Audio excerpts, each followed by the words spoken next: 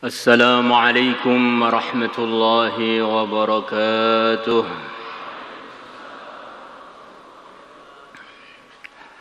إن الحمد لله نحمده ونستعينه ونستغفره ونؤمن به ونتوكل عليه ونعوذ بالله من شرور أنفسنا ومن سيئات أعمالنا. من يهده الله فلا مضل له ومن يضلله فلا هادي له. أشهد أن لا إله إلا الله وحده لا شريك له وأشهد أن سيدنا ومولانا محمدا عبده ورسوله لا نبي بعده. اللهم صل وسلم على سيدنا محمد وعلى آله وأزواجه وذرياته وصحابه والتابعين والناصرين لدينه إلى يوم الدين. أما بعد، فقد قال في كتابه الكريم: يرفع الله الذين آمنوا منكم والذين أوتوا العلم درجات. وقال تعالى: وقل رب زدني علما. وقال تعالى: أولئك الذين هدى الله فبهداه مقتده.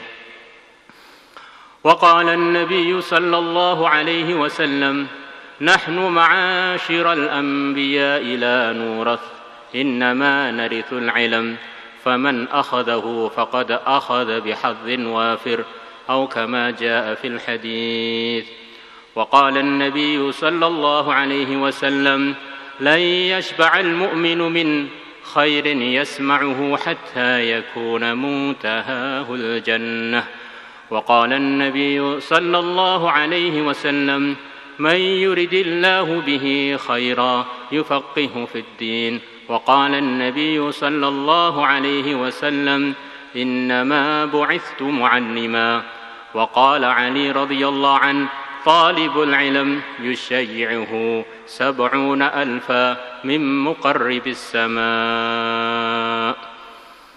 وروى أبو نعيم الأسبهاني رحمه الله قال: قال رسول الله صلى الله عليه وسلم: يوزن يوم القيامة مداد العلماء ودماء الشهداء فيرجح مداد العلماء على دماء الشهداء أو كما جاء في الحديث.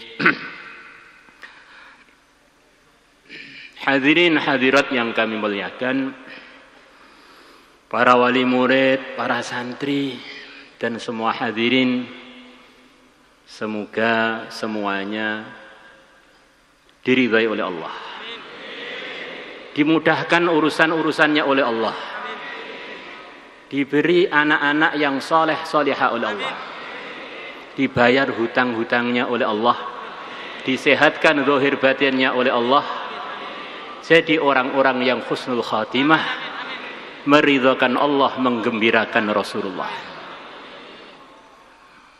Teman-teman semua, kita bersyukur kepada Allah yang telah memilih kita menjadi orang-orang yang beriman. Orang beriman ini begitu mulia, sangat mulia. Selemah-lemahnya orang yang beriman, kalau hadir di majelis-majelis bayan selalu ngantuk duluan.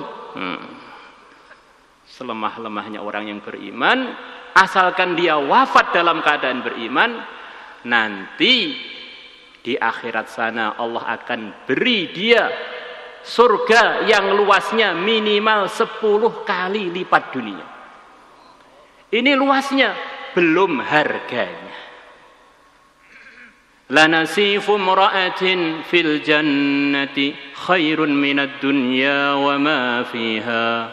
Kerudungnya wanita di surga lebih mahal melebihi dunia dengan segala isinya. Yang dikerudungi mestinya lebih mahal lagi mestinya. Andaikan wanita surga meludah di lautan dunia, tentulah lautan dunia berubah dari asin menjadi lebih manis melebihi madu. Kalau yang diludahi itu antum kira-kira bagaimana? Masya Allah. Ini orang beriman yang selemah-lemah imannya itu manfaatnya begitu itu. Karena dengan sebab imannya, hakikatnya dia ini telah berbuat kebaikan kepada seluruh orang seluruh dunia. Andaikan di dunia ini tidak ada orang beriman kecuali satu saja, dan yang satu itu paling lemahnya orang yang lemah imannya, maka dunia akan gagal terjadi hari kiamat. Maknanya dengan barokahnya iman yang terlemah tadi, seluruh dunia mendapatkan kebaikan dari orang tersebut. Masya Allah. Kita nanti di surga punya tetangga-tetangga. Kita nanti di surga punya tetangga-tetangga. Minimal kerajaannya 10 kali lipat dunia, itu yang paling kecil. Bagaimana kalau tetangga-tetangga kita itu anak cucu kita? Senang nggak kira-kira? Maka di antara arahan agama, kalau kita ini mampu, buat anak sebanyak mungkin. Kenapa? Nanti kalau sama-sama imannya, dan biasanya rahmatnya Allah, orang iman akan punya anak beriman, akan punya cucu beriman. Nanti kalau tetangga-tetangga itu satu kerabat, alangkah senangnya. Apalagi kalau orang imannya tadi soleh. Apalagi kalau orang imannya tadi thalibul ilm. Apalagi kalau orang imannya tadi hafid Al-Quran. Apalagi kalau orang imannya tadi orang yang alim. Tidurnya orang yang alim, sabda Nabi, lebih baik dari ibadahnya orang yang ibadah yang tidak alim. Masya Allah. Orang yang alim satu, nanti pada hari kiamat, orang-orang sudah pada masuk surga, dia ditahan oleh malaikat penjaga pintu surga. Kamu dulu di dunia kan sering ngajak-ngajak orang kepada kebaikan. Kamu nggak boleh masuk surga dulu sebelum ngajak orang yang kamu mau tanpa batas untuk diajak bareng-bareng masuk surga asalkan beriman. Masya Allah. Pokoknya ngirim anak ke pondok itu nggak rugi pokoknya. Jual sawah, jual apa lagi? Jual sawah, jual kerbau, jual sapi, jual ayam, jual mentok, nggak rugi. Orang itu kalau amal agama, para hadirin hadirat, para bapak, para ibu, itu pasti untungnya. Umpama di dunia melarat, di akhirat pasti kaya. Tapi kalau orang itu hanya dunia, nggak ada agamanya, begitu dia meninggal dunia, semua dunia dia tinggal, di akhirat celaka. Tapi kalau orang amal agama itu nggak ada, rugi itu nggak ada. Di dunia diridhai Allah itulah keuntungan yang sebesar-besarnya. Kalau miskin malah nggak repot-repot megang kalkulator untuk menghitung kekayaannya. Begitu mati lebih cepat, melebihi orang kaya 500 tahun minimalnya. Apalagi kalau dia alim, lebih cepat lagi, lebih tinggi lagi derajatnya. Yang mulia Nabi besar Muhammad sallallahu alaihi wasallam bersabda yang didukilkan oleh Al-Imam Al-Ghazali rahimahullah, kurang lebihnya, aku ini diutus oleh Allah untuk mengajar. Innama bu'itstu mu'allima. Sesungguhnya aku diutus oleh Allah untuk mengajar. Kita sebagai orang pesantren seharusnya meyakini, bukan hanya husnudzon, meyakini sumber dari segala sumber kebaikan adalah ilmu. Dari ilmu kita tahu iman, dari ilmu kita tahu dakwah, dari ilmu kita tahu ahkam, dari ilmu kita tahu masail. Maka pertama kali sebelum ada pelajaran apapun, Allah ajari Nabi Adam ilmu. Sebelum ada apapun perubahan di umat akhir zaman, pertama kali Allah subhanahu wa ta'ala ajari Nabi kita Sayyidul Anbiya ilmu. Iqra bismi rabbikal ladzi khalaq. Semuanya penting, tapi yang terpenting adalah ilmu. Karena semua yang penting itu tanpa ilmu nggak kebayang cara ngerjakannya bagaimana. Orang bisa berjuang kalau punya bahan walaupun satu untuk diperjuangkan, harus ada bahannya dulu. Kalau nggak ada bahannya nggak bisa. Maka Nabi kita mewajibkan umatnya untuk memperjuangkan agama, tapi harus ada bahannya dulu. Walaupun satu tok, tapi harus ada bahannya. itulah namanya ilmu. Ballighu anni walau ayatan. Maka tanpa ilmu nggak kebayang kebaikan apapun untuk dibayangkan, apalagi untuk dikerjakan. Saya takut Pak kalau jadi ulama su. Kalau ulama aja ada yang su, apalagi yang nggak belajar sama sekali. Su boleh awal. Gimana itu kira-kira? Setuju nggak kira-kira? Ini kan majelisnya majelis ilmu, maka kita ini harus semangat jadi orang yang belajar agama. Maka ada seorang santri ngontak ngantuk di kelas, datang pada kiainya, Pak Yaiku, saya ini sebetulnya pengen ngaji sungguh-sungguh, tapi khawatir ilmu saya nggak manfaat.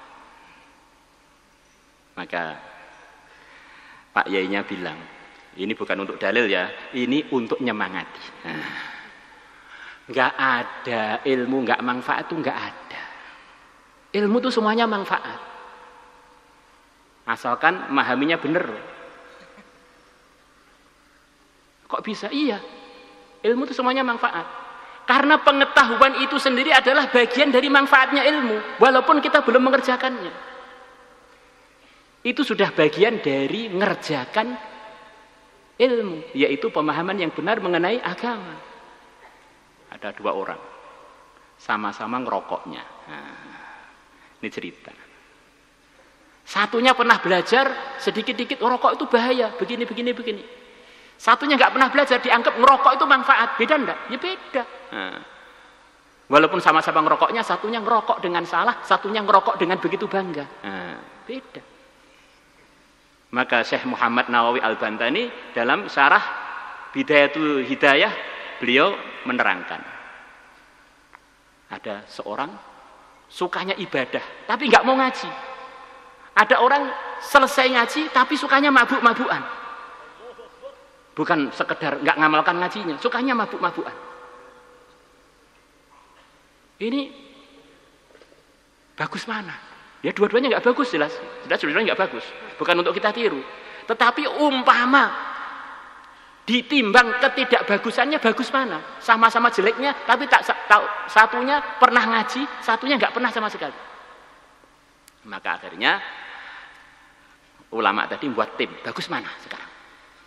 Orang yang bawa nur ilmu dengan yang sama sekali nggak punya nur ilmu. Maka orang ahli ibadah itu kalau malam nggak pernah tidur, ibadah terus. Digelap-gelap, sukanya gelap-gelap, ibadah biar tambah ikhlas. Padahal ikhlas itu tempatnya bukan di kegelapan, tempatnya kan di hati kita. Orang itu di ruangan yang nggak ada orang sama sekali, tetapi kalau dia karena Allah, ya ikhlas. Kalau nggak karena Allah, ya tetap nggak ikhlas walaupun nggak ada teman-temannya. Karena kalau orang itu sudah ikhlas, banyak orang nggak banyak orang, itu nggak masalah, yang penting Allah ridho. Orang itu nggak pertimbangan. Maka akhirnya di tengah gelap gulita, tim tadi membawa lampu dengan bawa kayu yang panjang itu dimasukkan ke ruangannya orang yang ahli ibadah tapi nggak mau ngaji. Maka salah satu dari tim ngomong sambil masukkan, ada yang ngomong, bagian ngomong. Maka orang yang sedang ibadah tadi ngelihat, apa ini kok terang-terang di ruangan saya yang gelap ini. Maka salah satu tim bilang, aku adalah Tuhanmu. Maka orang yang sedang